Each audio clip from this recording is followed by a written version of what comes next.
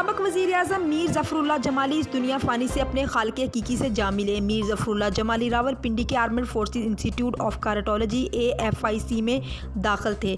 डॉक्टरों की लाख कोशिशों के बावजूद वो उनको बचा ना सके। हमें इस वक्त रिपोर्ट से अपडेट कर रहे हैं इंचार्ज नुमाइंदगान पंजाब BC11 न्यूज़ मियाँ तालब हुसैन।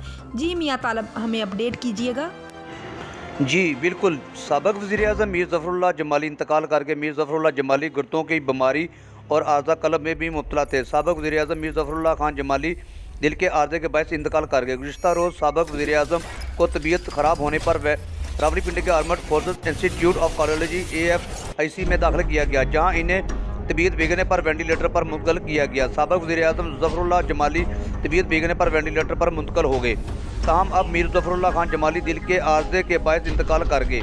साबिक वज़ीर-ए-आज़म मीर ज़फ़रुल्लाह खान जमाली 1 जनवरी 1944 को पैदा हुए। इनका तल्लुक़ ज़िला जाफराबाद के इलाके रुझान जमाली के सियासी ख़ानदान से था। मीर ज़फ़रुल्लाह जमाली ने सियासी कैरियर का आगाज़ 1970 में किया और पहली बार 1970 के जनरल इलेक्शन में हिस्सा लिया। मीर ज़फ़रुल्लाह जमाली वज़ीर-ए-आला, निगरान वज़ीर-ए-आला बलूचिस्तान भी रहे। वो 2 बार सेनेट के रुकन भी रहे। मीर ज़फ़रुल्लाह खान जमाली मुल्क के 15वें वज़ीर-ए-आज़म रहे। वो 23 नवंबर 2002 से 26